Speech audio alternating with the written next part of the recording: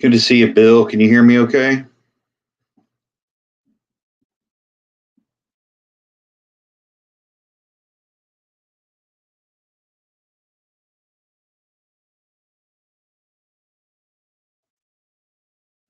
Yeah, I hear you, man.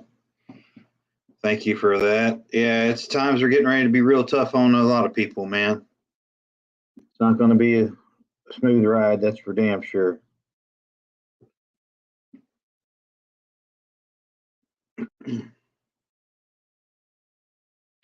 I'm not even sure who will show up to this thing tonight. It was kind of a last minute deal. I haven't done one in so long. I was just trying to reconnect with some folks. Hey, Lisa, good to see you.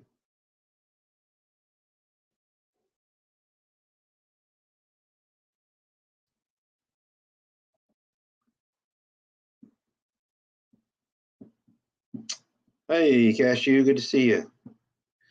Got three in here so far. It's like William, Lisa, Cashew. I got seven total watching, looks like. Appreciate y'all showing up last minute on all.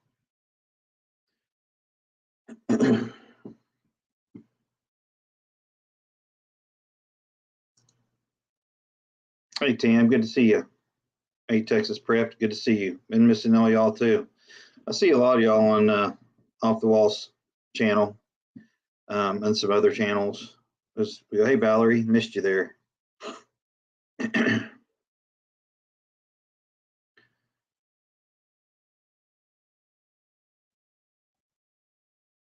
Yeah.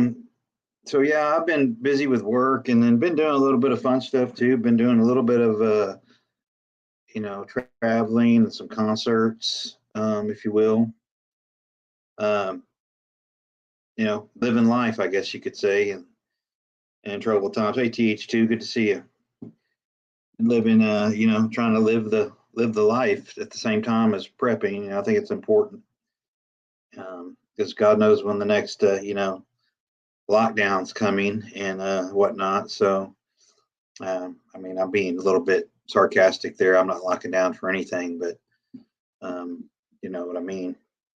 That doesn't keep the libs from locking down the city centers where all the concerts are taking place. And unfortunately, most of the big cities in Texas are completely ran by the left. I don't know if most of y'all know that or not, but it's a fact. And the only thing keeping Texas red is the rural people out there that still have scruples.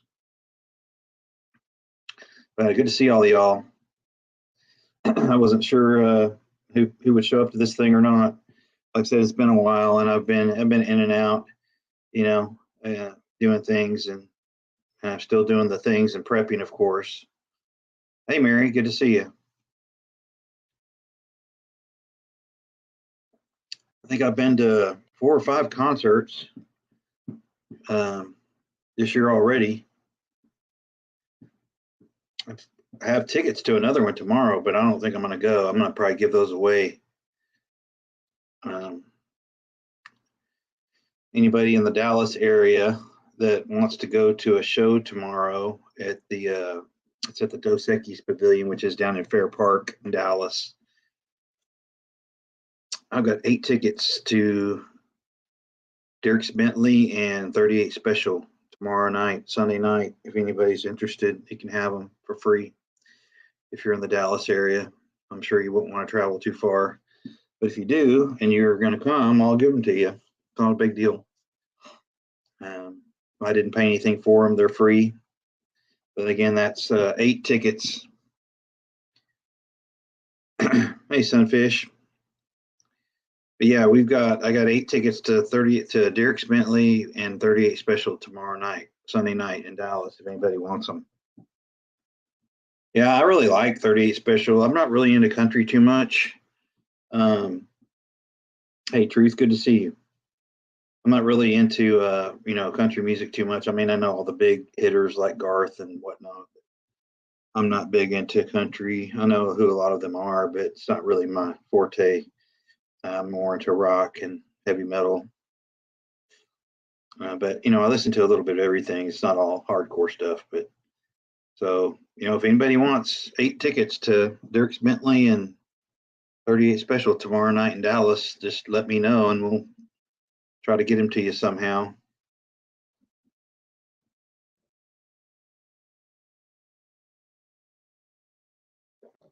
Like I said, I got 8 of them for free. And yeah, I hear you, Sunfish.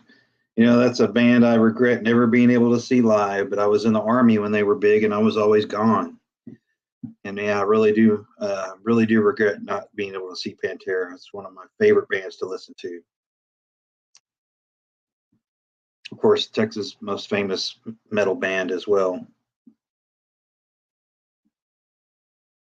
Drowning Pool's probably a second as far as Texas metal bands go.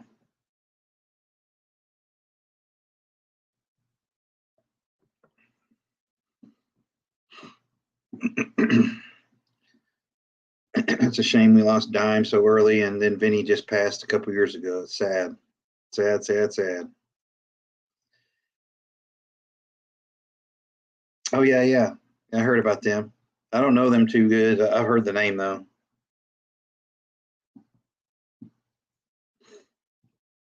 Yeah, they shift. Yeah, Dimebag is one of those guys that had his own sound, kind of like Eddie Van Halen. You know, you knew it when you heard it. You know, that's for sure. Anyway, I guess I'll go ahead and get started. Looks like I got 16 in here. That's great. Appreciate y'all showing up.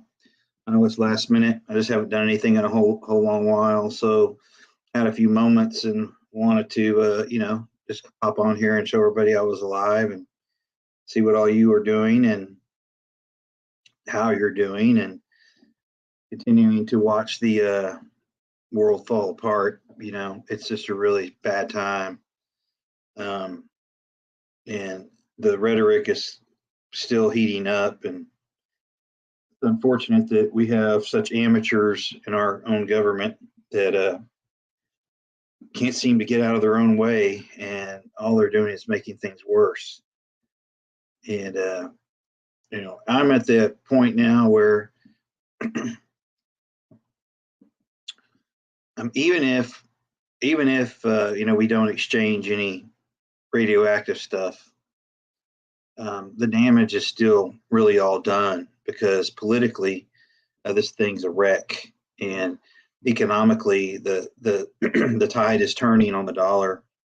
As many of you know, that uh, by design, this thing is continuing to price us out of the market and make us more dependent on Big Brother's, Big Brother feeding and clothing us and housing us. Hey, little Boots, good to see you.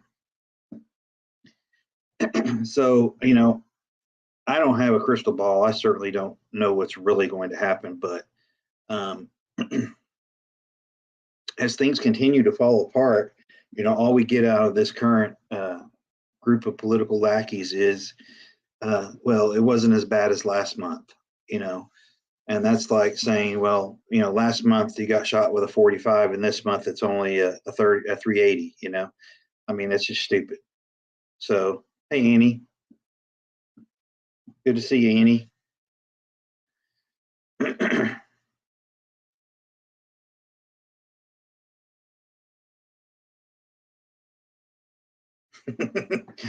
I hear you, Sunfish.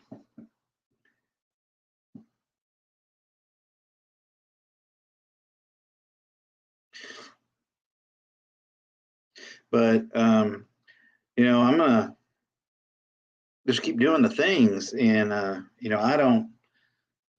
still keeping my tank at least halfway full. I'm still getting things I need to get. I'm still replacing things that I consume. I'm still I'm pretty good on the freedom seeds, but when I see a deal, I'll pick them up still. I'm past the point of having to worry about that. But I would encourage everybody, of course, to stay balanced in what they do. Try to keep all your food groups, if you will, your prep food groups in balance. Food, water, meds, etc. Don't forget the pet food and the pet meds. If that's something that you are responsible for, and keep all that stuff balanced, where you're not too overloaded on one side and you've got a good grasp on your total supply count.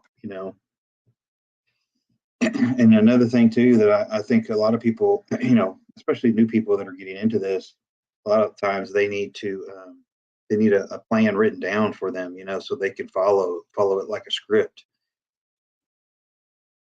And what I typically recommend to new preppers is each week of the month, pick another category. Hey, off the wall, good to see you. Pick this week, take $20 or $10 or whatever your budget is, and focus on canned goods, or water. And then next week, take another $5 or $10 or whatever your budget is, and maybe it's a floating budget. Maybe it goes up and down depending on what happens that week. But every week, pick another category and stock it, and that way you stay balanced somewhat in your preps. Hey, KY 76, good to see you, man.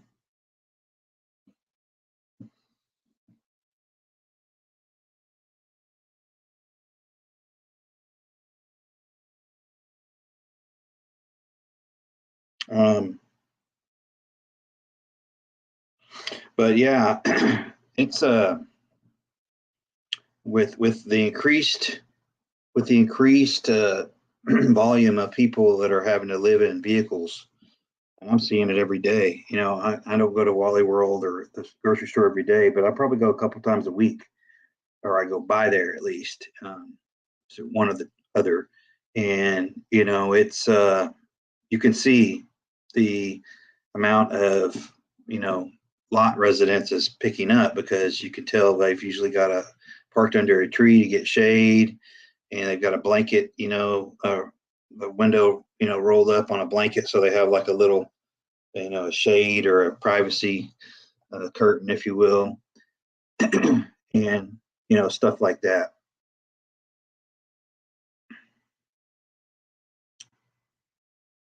Yeah, it's all going up, crazy as hell. I know the coffee pods that I buy, I drink a brand called REVV, two V's. It's pretty high up on the caffeine scale, which is why I buy it. Um, it's gone up $2 in the last month at Wally World, and that's pretty extreme for a month, in my opinion.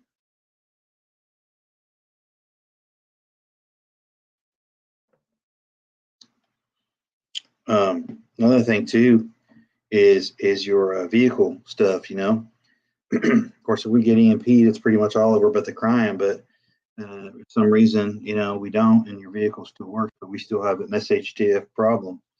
You need to make sure your vehicle can get you as far as it can get you, and having a reliable vehicle, of course, is key to that. Definitely off the wall. It's definitely going to get worse for groceries. And I've done an experiment a couple of different times. I've at least in my area. Um, it doesn't really matter what day you go now. To me, it's almost always crowded, and I don't understand why every single day it's like that. But I've gone every day of the week, including weekends, and it's just about all the same. Oh yeah, it's all nuts.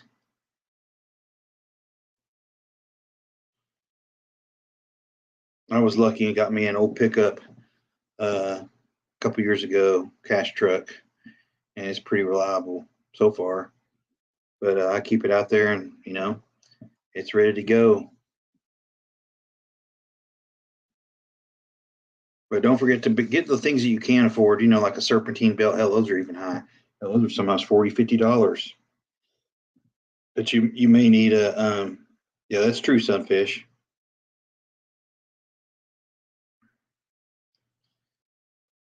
Yeah, I think anything with points or uh, you know carburation should probably work based on what I know or what I hear people say. But yeah, get some extra belts and little things that you can do yourself, like a belt or of course wiper blades, spark plugs, things like that. You can do all that stuff yourself. Most people can. But you can only go so far with these preps. I mean, at some point, I think you've got a lot of people run out of room. I'm not to that point yet, but I'm close. And I haven't. I'm probably honestly, I've probably got about you know I'm probably at about 70% of what I really need to go a few years.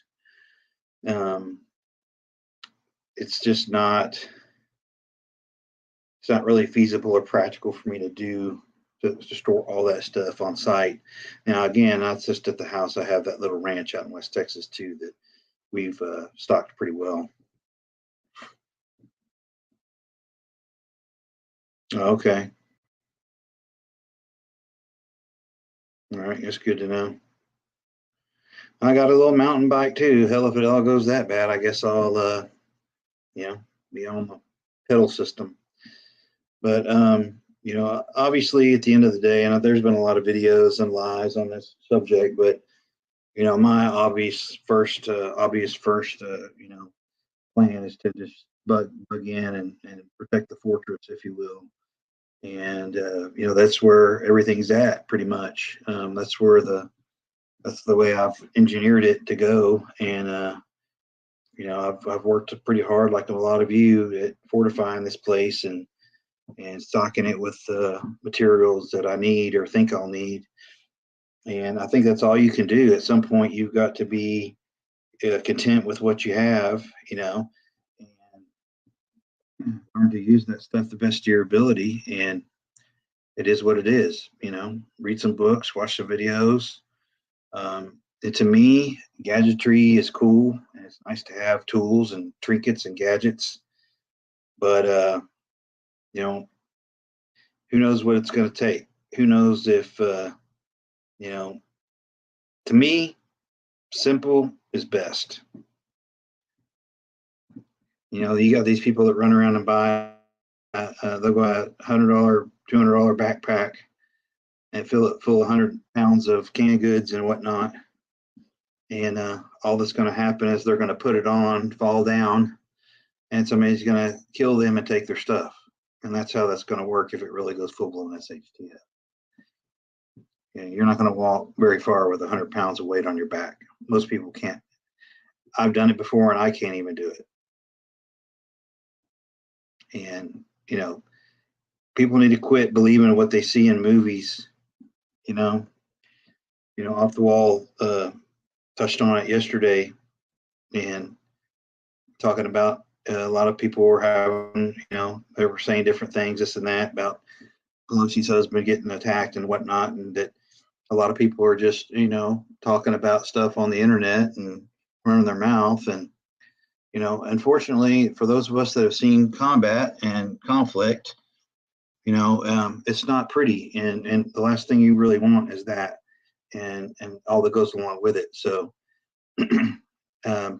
don't believe the stuff you see on TV in the movies, because it's pretty nasty, and it's pretty unforgiving, and it doesn't just go away. When it's over. Those types of things stick with you. And all that. So don't trust your instincts.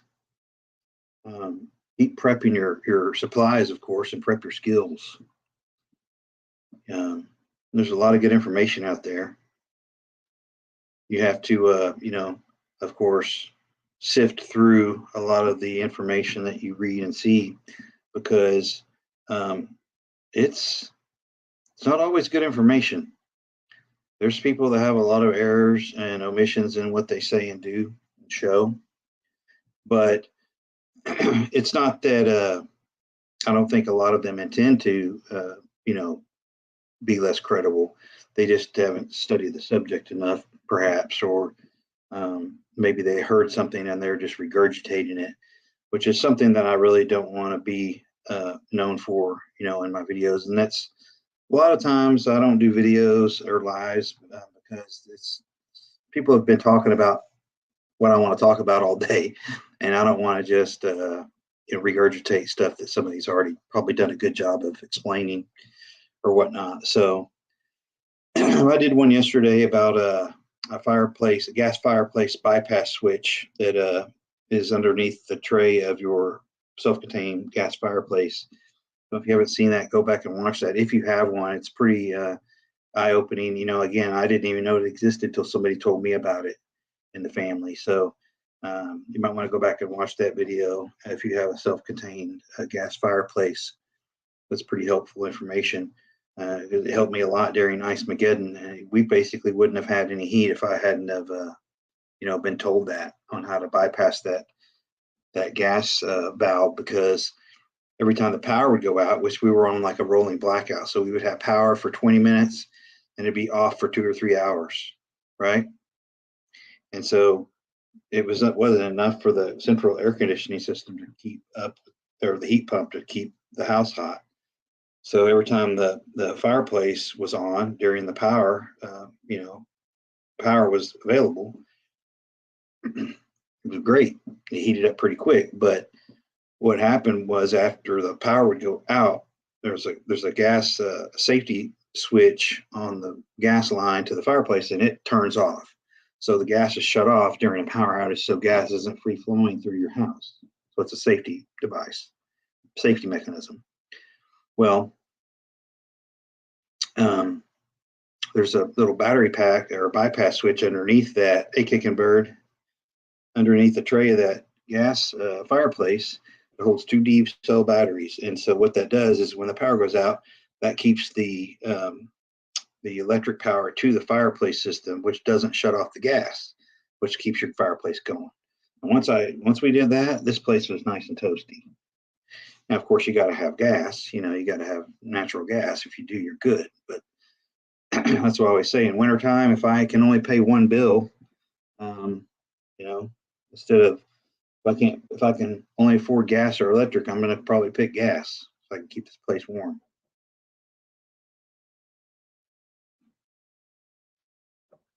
And I think a lot of people need to be prepared to, make decisions like that.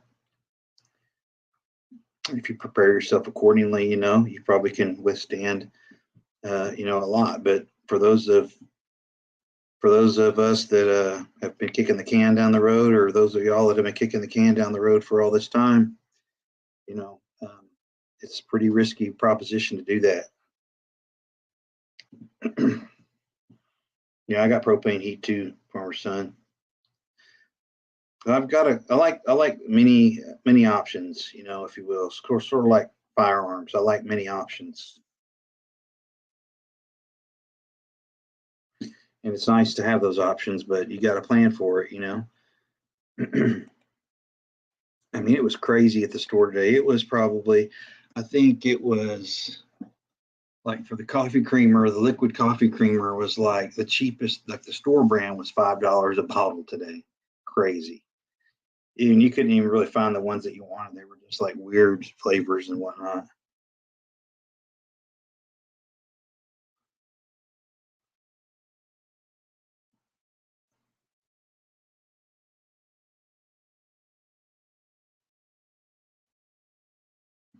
I mean, hell, back in the day, they would use, hot coals, bring hot coals in, and they had little metal containers they could put hot coals in and heat up a room too. Or dig a trench, outside, you could dig a little trench and put hot coals in that trench and cover it with a thin layer of dirt, sleep right on top of those hot coals and keep yourself warm at night.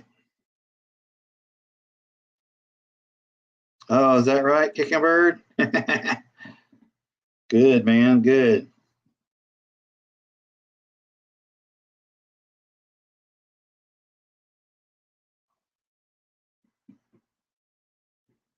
Um,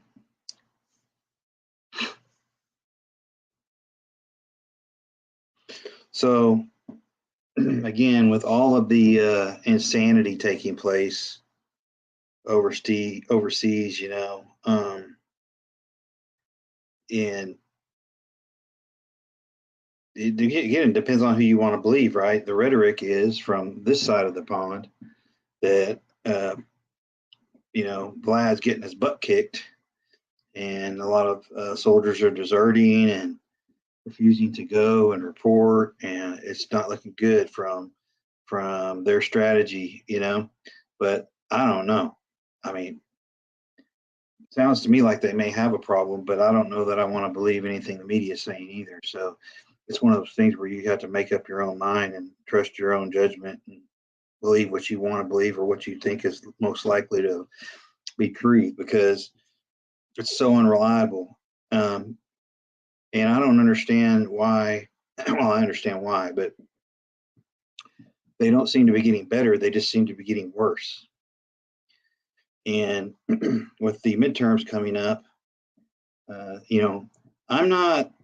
I'm hopeful, of course. I have my own opinions on politics, but I'm not so sure that there's not some surprises in store for a lot of us. And I'm not saying good surprises either. Um, One, they've a certain group has criminalized uh, dissent speech, and of course, if they do get shellacked in the midterms by the right candidates, and of course it'll all be cheating and this and that. So it's going to be okay uh, when they call BS on an election, but it will, you know, it'll be the right candidates that cheated, of course, and all the manipulation took place during this election, but not the last election, of course. Um, and if you can vote early, I would go ahead and do that, honestly, and try to get that in the books. But at the same time, I don't really put a lot of stock in political parties, honestly, anymore. Back when I was young and dumb in the military, I used to think that our administration was on the up and up and good and had our backs and this and that. No, um, I was way off, and a lot of the stuff that we had to do, I feel pretty angry about now that we shouldn't have been doing what we were doing. And again, it was just me being young and ignorant of the situation. And I was programmed just like a lot of other people to believe this or that, and it's just sad that you have a certain group of people that join the military or enter the military under good circumstances and reasoning, but it's not all it's cracked up to be. It's sad. It is sad, off the wall. It sure is. And it took me a while to grow up and really read into it and learn and understand what was really going on during those times. And it's pretty bad. It's pretty bad, man. And that's why I root for the good guys. But I'll tell you, if it comes to looting and burning and pillaging and all that stuff by those guys, um, I'm not so sure. Of course, the BLM stuff was a good test run, if you will. It's not many people fought back against that, and so I think they've got a blueprint on what they want to do next time. So be prepared for it. Again, I'm not one of these people that's looking for a fight or looking for trouble, but I sort of subscribe to the philosophy of if you want some, you came to the right place. And I don't want trouble, but if I end up having to get trouble, I'll just have to do what I got to do. But I'm certainly not anticipating, or looking forward to that at all. Especially those of you that live in the urban areas that are pretty solid left or blue. You need to be careful. You need to be on your game. You need to be head on a swivel and paying attention all the time. And it's too bad that you got to live like that. But if you value your safety, and I'm sure that most of you do, if you're watching this channel, you've got to change your posture, and you've got to be more deliberate and what you do when you're out, and where you go and when you go and how you do it, because these packs of predators like to go, like I said, in groups and packs. So it's it's one of those things that you don't want to get hung out, you know. And like I said, I'm not looking for trouble, but if trouble finds me, I'm gonna be prepared to deal with it. And I'm not looking to have a gunfight or whatnot, but I'm always ready to go, if you will. And even when I travel, even when I fly, I've got. We talked about this. I've talked about this recently. Even if I'm flying, I check that firearm, at the gate and or at the check-in. And all right, see you off the wall. Um, I check it. I go to Vegas, I check it. I go somewhere else for work or whatever, I check it typically. Like I said, the only time I don't have one with me is if I'm going through a metal detector somewhere. And it's pretty, it's pretty empowering once you get used to doing it. It just happens, and you don't have to worry about it, you know. But again, you have to be proficient, and you have to be trained, and you have to be willing to implement that thing if something goes down. You don't want to be, brandishing something and not be willing to, employ it because somebody will take it from you and kill you with it. So that goes along with any weapons or firearms, weapons, pig stickers, what you have. Um, you know, at some point, you have to know my life's in danger. Uh, you know, and you have to understand when the use of deadly force is applicable, because where you defend yourself jurisdictionally matters in this country, unfortunately. Look at the poor couple in St. Louis. Their lives are ruined. All they did was exercise their civil rights, and look at what's happening to them. I don't even know if it's over or not. But and if I have to use deadly force in the city of Dallas versus where I live, there's a huge difference in what's probably going to happen to me. Huge difference. It goes right down party lines, and it goes with politics, unfortunately. That's right. That's right, 76. It is not a big deal at all. And the first time you do it, it's a little bit weird. But after that, like, I fly Southwest most of the time, and they're completely used to it. It's not a big deal. And I don't know all airlines if they all have the same rules, but Southwest and Southwest rule book, or their actual rules for transporting firearms, is it has to be unloaded, and it has to be in a lockable hard case. And if there's two places for, let me show you.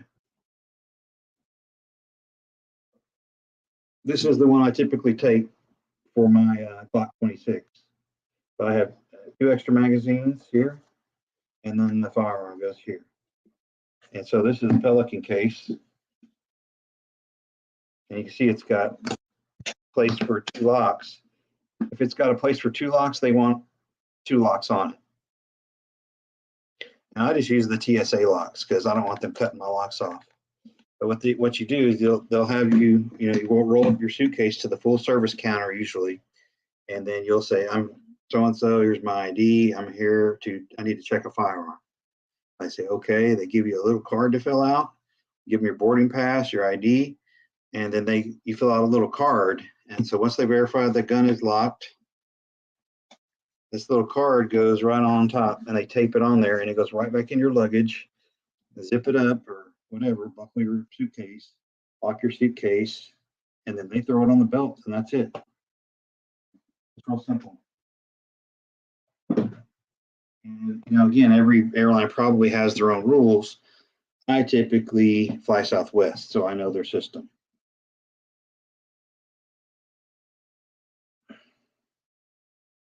Yeah, and also that's a good point too, 76. Also, you need to get yourself the carry insurance, like I have, U.S. Law Shield, or the U.S. Concealed Carry Association, something like that. They have, programs for legal defense and bail. So I know with U.S. Law Shield, you can pick the protection just for your own state, or you can pick multiple jurisdictions, which is other states. So I have the multi-jurisdiction one. So if I travel somewhere, I'm automatically covered. I don't have to call anybody or tell them. I've already got coverage for that state that I'm going to. Wow, that sucks. It's ridiculous. One thing I'll say about that I don't like about checking a firearm, and they would put a little red and white stripe tag on your luggage to flag it as a bag that has a gun in it. Okay. Southwest doesn't do that anymore, at least not in my experience, but they just throw it on the conveyor belt, or they just throw it on the carousel, when it arrives at your destination. So you kind of got to beat feet to the baggage claim so your bag doesn't get picked up by somebody, So the one thing you got to keep in mind, and I typically, if I've got a connection flight through another airport, I typically won't carry it because I don't want to depend on one of those morons losing my bag and my gun floating around the country.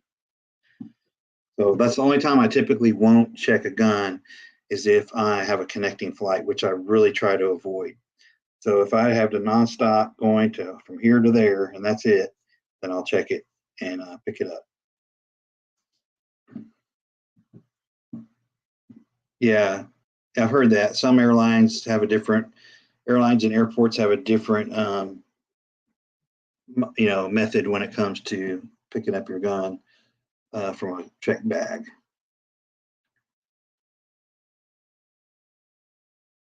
Yeah, that's true too, Annie. That's a good point too, because I'm the same way. Texas, we have constitutional carry now and open carry. So, but that doesn't mean the state I'm going to does, and that doesn't mean that they recognize our laws. So that's good that you know the laws of the land they're going to, because um, they may frown upon that sort of thing. So, and another thing too is there's a lot of people in Texas that aren't going to renew their concealed carry license, but I'm like I am, because you know I may be going to a state that doesn't have that, or they may have a reciprocal agreement with Texas, and I want to make sure I'm covered under that. So that's the one reason that I'll keep my concealed carry license up here in Texas. Yeah, that makes sense, Pam. Yeah, that makes sense. I've never experienced that myself.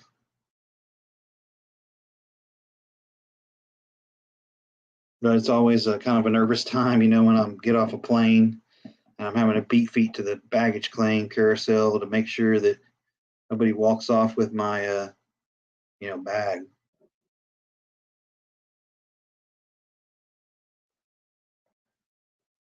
But people nowadays, if you've got a firearm, a handgun, you can carry it proficiently and safely, and the laws.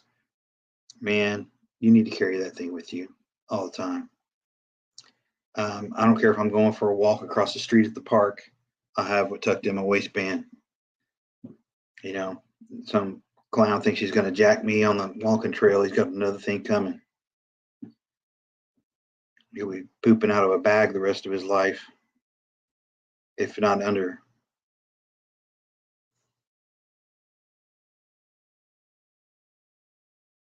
So that's a good point. Let's talk about what everybody's got. Don't be too specific, but uh, my typical, my everyday carry concealed CCW is a. Let's list it.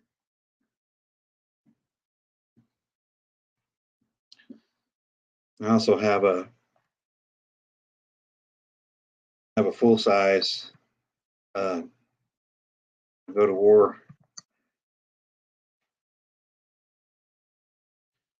from a war belt.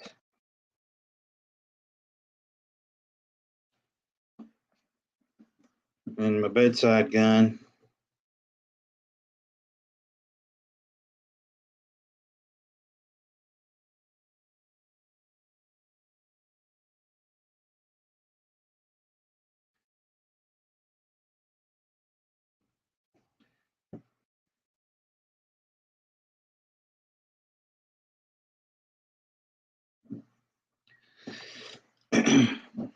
it's all, my, okay. Looks like a little,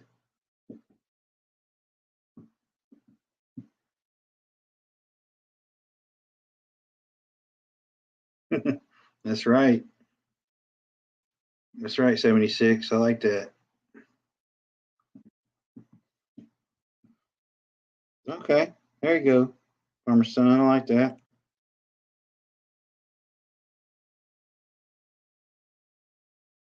Same thing here. Same thing here. Yep. I do have a little 357 Magnum snub nose. It's a real pleasure to shoot.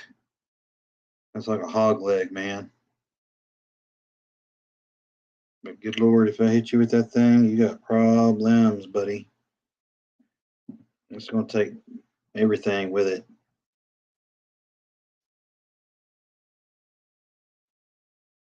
Okay, we've got quite a few nines in here.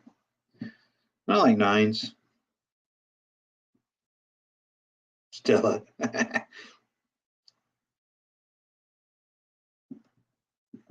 Yeah, I kind of switch mine out too. Depends on what I'm doing. If I'm just going to run around the ranch with a shoulder or a leg rig on, I'll throw my Glock 17 on there or my 45. Pigs, man, you got to have something pretty heavy for them if you run into some. I mean, their damn hide is an inch thick with fat, and then you got bone underneath that.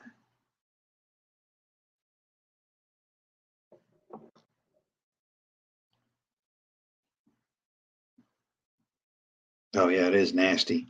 That is nasty.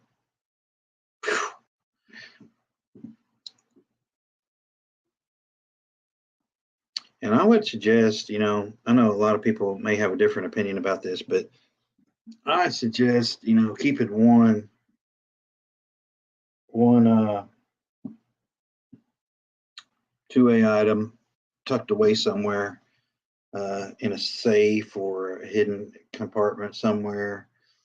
And I would definitely, keep that option handy somewhere else away from your property somehow in case you are out and about and you're in a bind and you can get to something that, hidden where if you are a victim of a raid or whatever the case could be, it's nice to have a super backup somewhere, whether it's in a wall cavity or behind an air conditioning vent or something like that, and some extra seeds to go with it. Of course, it's always good, I think, to have at least one that's completely out of sight, out of mind, like break glass in case of emergency. You know, sort of what I do with my 357 revolver. It's hidden in a place where, man, if I have to go get that, things have really gotten out of hand.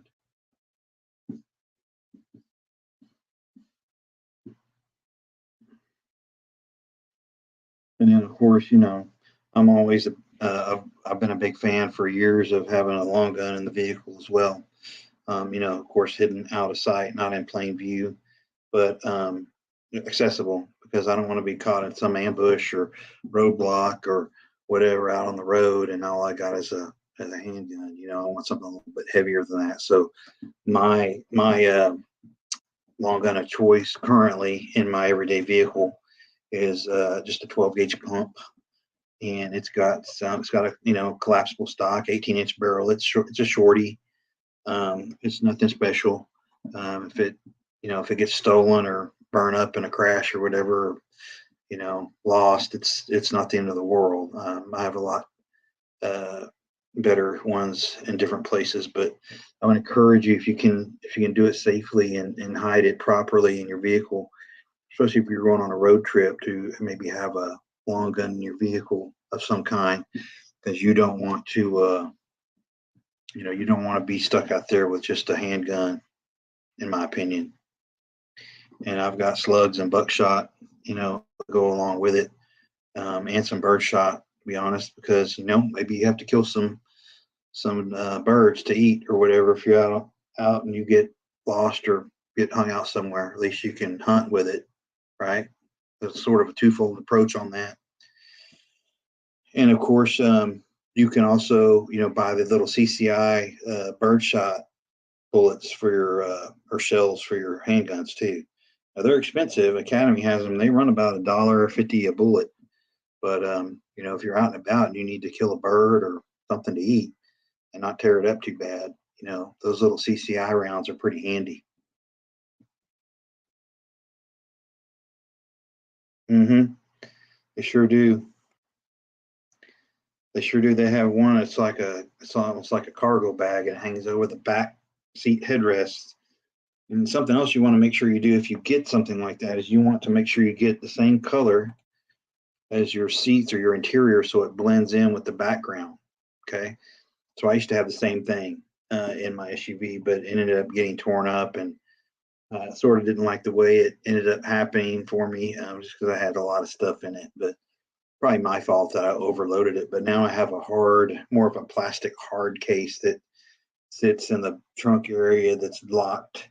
And you really have to make a lot of noise to try to get in it. And plus, it blends in with the interior. So unless you're sitting there with a flashlight looking in the window, drawing attention to yourself, it's probably not going to work out for you too good there. So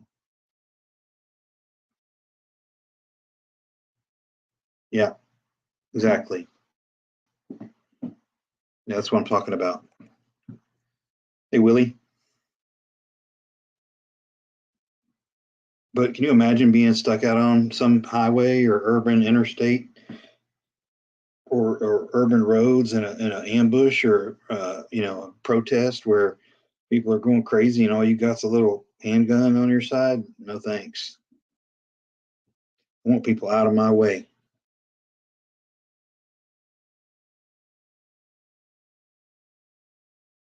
Good for you, Tamara. Good for you.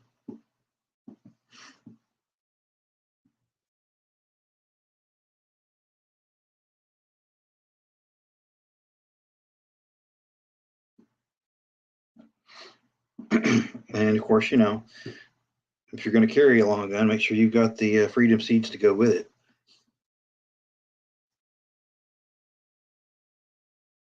Exactly. Yep. I agree 100%.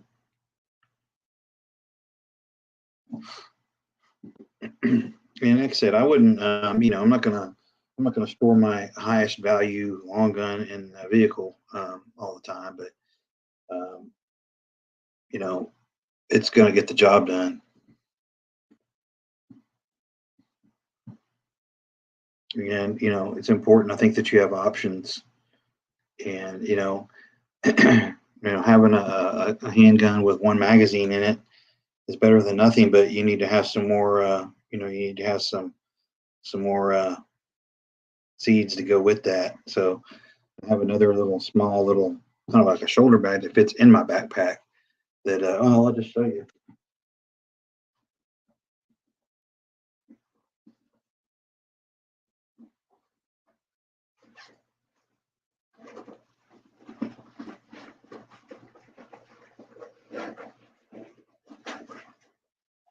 So along with my backpack, if I'm usually my handgun is on me and concealed, right? But sometimes I do carry it in my backpack.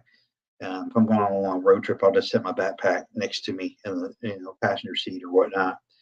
But I've got this little range bag that fits really nice in my backpack, and I've got 4 loaded magazines right there.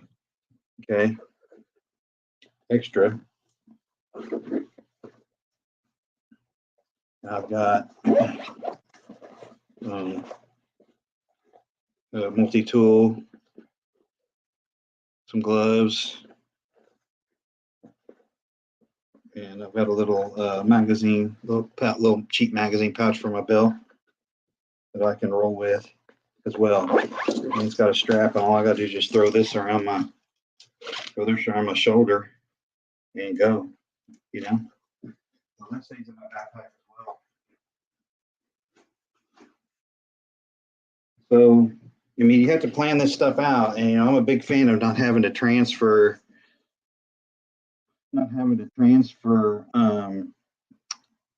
stuff from one bag to the other. So I typically have a lot of extra stuff that I can just I just grab this bag or grab that bag, you know. I try to simplify it, even though it costs me a little extra money, but I've been doing it for years, so it's not like I bought all this stuff at one time. I've been able to buy stuff as I go.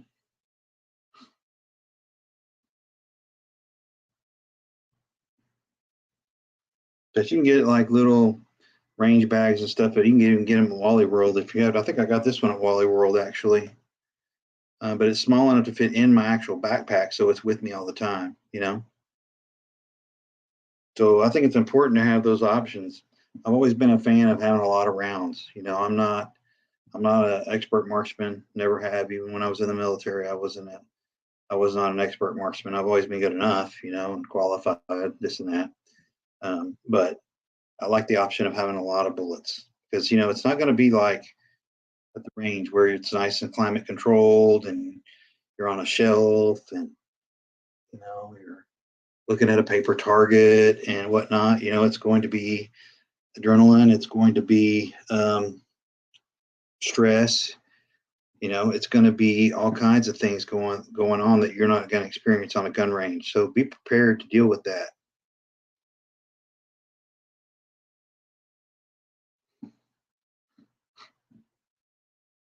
Yep, agree with that, Willie.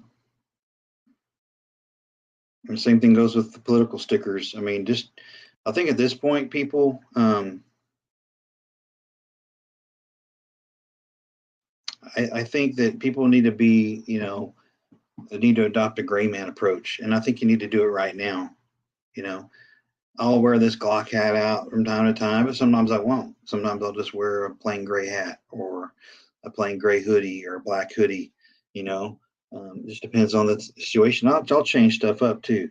You know, one thing I learned about when I worked undercover was, you needed to have a multitude of options to blend into any situation. A hat, no hat, um, a plaid shirt, a golf shirt, a t-shirt, shorts, jeans, tennis shoes, boots, whatever the case may be. You may have to adopt a different approach and a different look at any time. So, I think it's important that you have the ability to blend in and just be a dude walking down the street.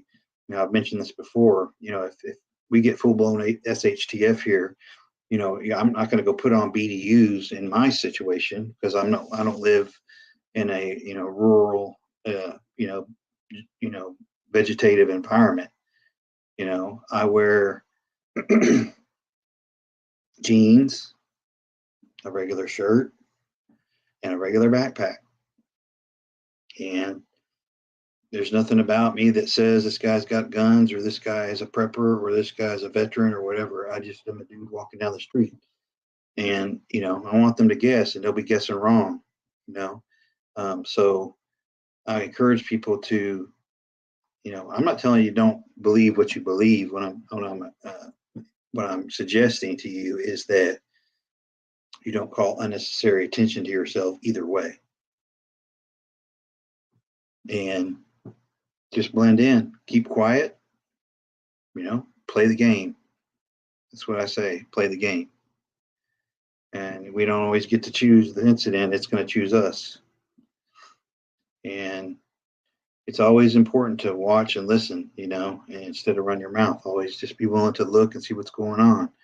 Observe the situation first before you make any type of decisions or decide to go in or out or around. Make sure that you're getting a pretty good grasp of the picture before you commit to something one way or the other. And that allows you to have some wiggle room and readjust if things are getting bad or you need to get. Hey, Jerry.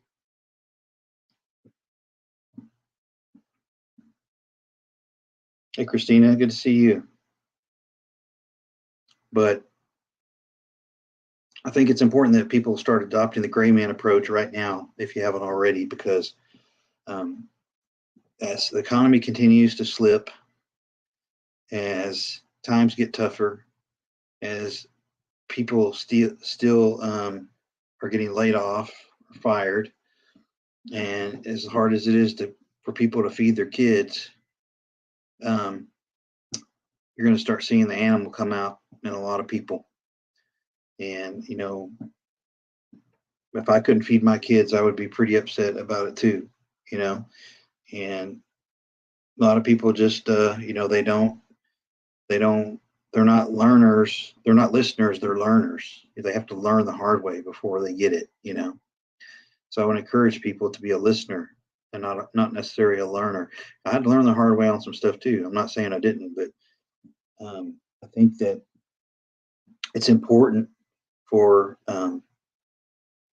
you to listen to credible people, and you don't have to believe everything that they say. But I think you need to be prepared to filter and critique the things that you listen to. And if it doesn't sound right, it probably isn't right. And maybe you need to go somewhere else for that information.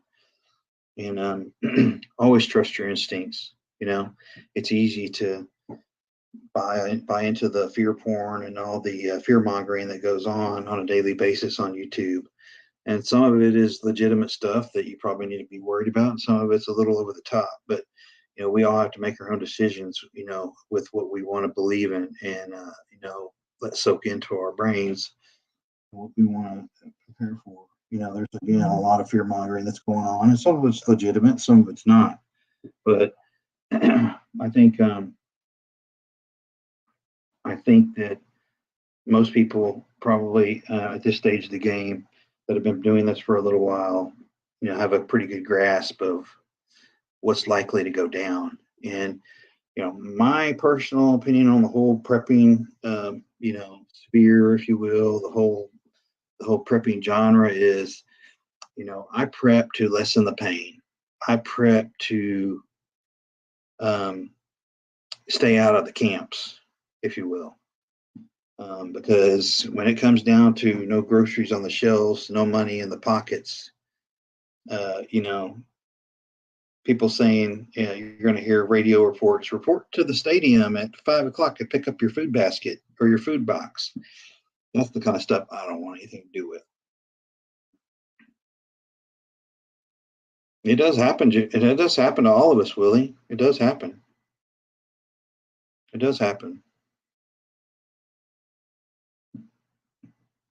I mean, you get these dudes and gals that have, 500,000 subscribers and all these, hundreds of thousands of watch hours. I mean, they're pretty popular.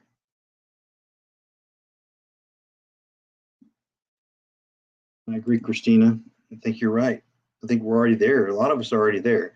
And if this economy hasn't affected you yet, it's coming. It's coming. All right. And so you're going to start. I think I saw a report on PBS the other day, and they're quite left leaning. Okay.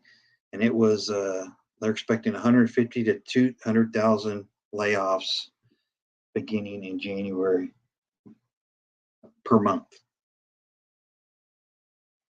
If they're saying it, you know.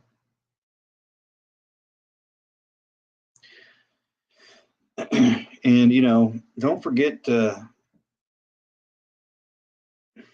your precious metals for sure. Definitely don't forget the lead. I'm not sure what they're going to do with cash. I hear it's going to be obsolete. Who knows? But hopefully, there's always a market for cash because if you want to buy something without the government knowing, and the CD, or the central, bank digital currency, will be able to track everything you buy with that card or wire. So I think it's good to have alternate means of purchase power and barter power, and so it's important to, and that, and that's true. That's true, Christina. I'm also one of these people that, I'll give them a couple, 2 or 3 minutes, and if I start seeing, crazy rhetoric and hyperbole that just seems way off the charts, I'll click off. I'm not trying to stress myself out more than I already am. But if nothing else, people, for those of you that don't have an alternate location, bug out location to go to, or family or whatnot, you need to at least have something like a tent or some kind of shelter, beside your vehicle, or something you can throw in your vehicle, because who knows what's going to happen. It's just hard to say.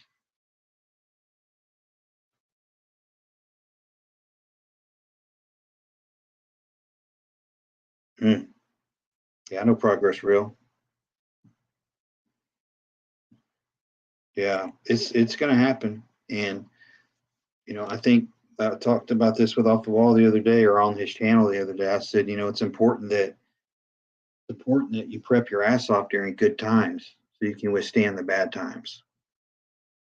When times are good is when, and you've got money in your pocket and you've got the option and the ability to go buy things, or get classes or fix your car or whatever. Those are the times you need to take advantage of that and get it done. That's also part of prepping, is doing the stuff when you've got the means and ability to do it financially.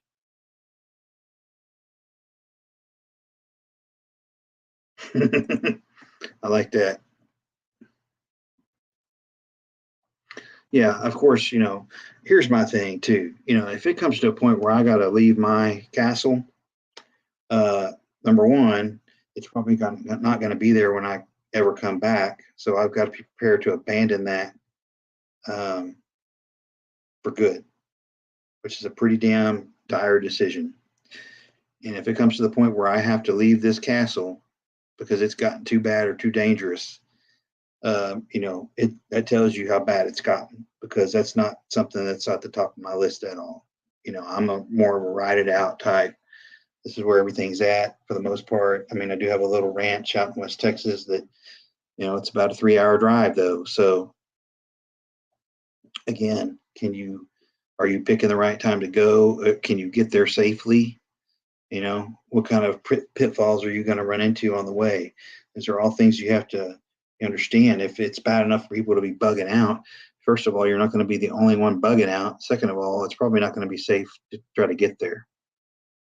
So these are tough decisions that, you have to go through these scenarios in your head, and you have to process it before it happens, and it's all about timing and making the right choice at the right time. And it's not an easy thing to do. And people that think it is easy and they're just going to hit the road and, pull up in somebody's field or somebody's woods, I mean, that's trespassing. And if you don't know, then you're probably going to get yourself killed. So you got to have these agreements in place beforehand. You got to have these plans in place beforehand. It's just not going to be like the movies, like sanitized and clean like everybody thinks. And so it's important that people take those things into consideration and do the planning now and get the preps done now while you've got the money, while you've got the means to do so. Don't forget the detergent. Don't forget the hygiene items that you need. It's not always about just food and water. You need hygiene items. You need meds. You need all that stuff that gets you by. Yeah,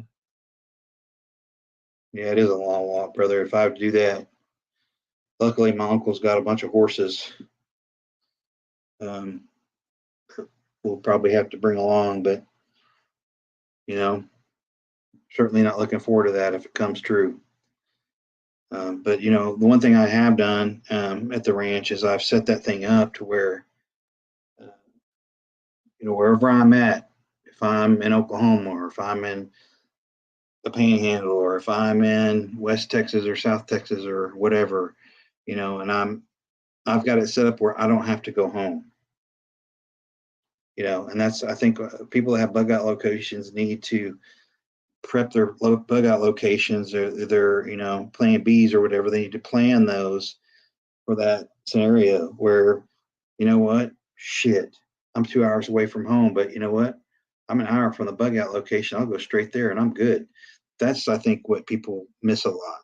you know People talk about caches and all this stuff, and that's good to have those too, but if you've got a true bug out location that's, your property, fenced or shared property, family property, whatever, you need to have that thing outfitted now. Like, I can be in a pair of flip flop shorts and a t-shirt in my vehicle, or somebody else's vehicle, and something happens, we catch a nuke, whatever, I can go straight there, and I know that I've got things there that I can survive with.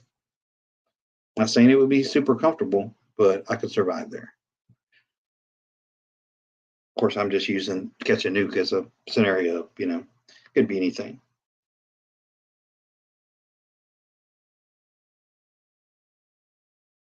Yep. People need to have these things all set. You need to have a couple of them.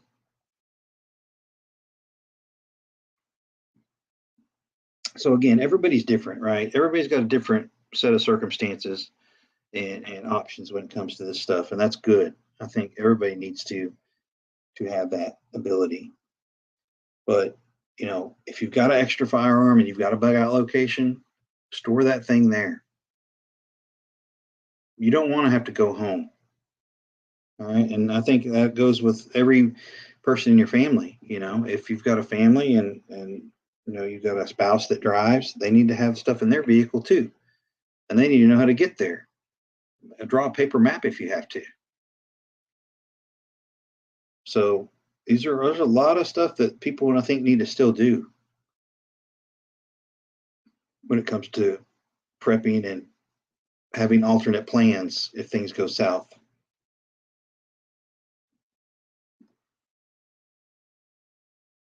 Because it's the time for planning is way past, in my opinion. I'm glad y'all are canning a lot. That's good. That's such a good skill to have. I'm so jealous. It's one I have not really taken up.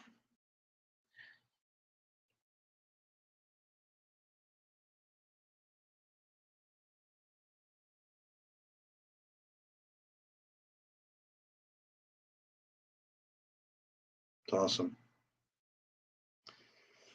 Don't forget to get those first aid kits outfitted too, y'all. Don't forget the bubble gut stuff. You don't want to go down with diarrhea. It's a slow death. If you get yourself some bad water, it may be over anyway, but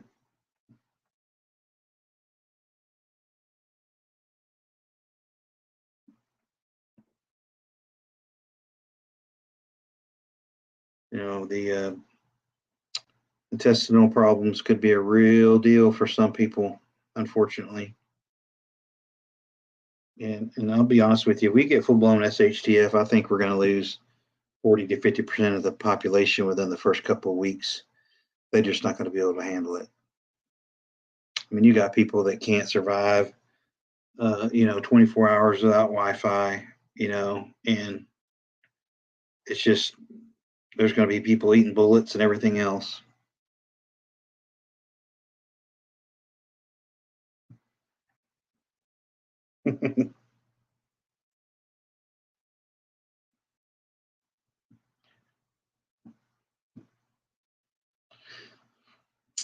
Hard to be stealthy when you're yakking or oh yeah, no kidding, right? That's good. That's good. Anyway, we've gone an hour here, so sorry I've been gone so long, but I'm glad some people showed up. I appreciate y'all doing that. I didn't know if I'd get many because I had been on it so long, but I know I talked to quite a few of y'all on Off the Walls channel on the chat and this and that. So it's good to see y'all on my channel too, and I appreciate y'all showing up. But I'll say it again: if anybody's in the Dallas area, I've got 8 tickets to Dierks Bentley and 38 Special tomorrow night at the Dos Equis Pavilion in Fair Park. And if anybody wants those 8 tickets, I can send them to you electronically if you want them. So I'll put my email in here for any of you that want to email me.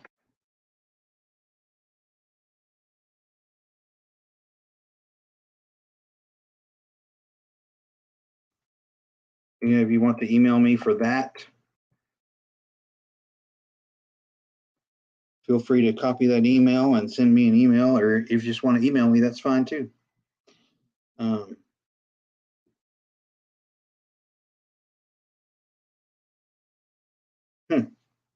Okay. All right. Well, you seem to know a lot more about that than me, buddy. Anyway, if you want those tickets, let me know, and we can make arrangements to get them to you. Yeah, I appreciate everybody showing up, for sure. And I'll try to do more of these as we go along here, and I'll try to be more frequent on y'all's channels. Like I said, I've just been busy with work and whatnot. So again, thanks for everybody showing up. And if you want those tickets to that show, let me know, and we can make arrangements, even if it's tomorrow. I don't have a problem. First person that comes and gets them is getting them. So they're free, no charge. I'll be glad to give them to you. So everybody, thanks for showing up. Let's try to get together more often, and I appreciate it. And we will talk to y'all next time. So keep prepping, stack it deep, and long live the Republic. Y'all take care now.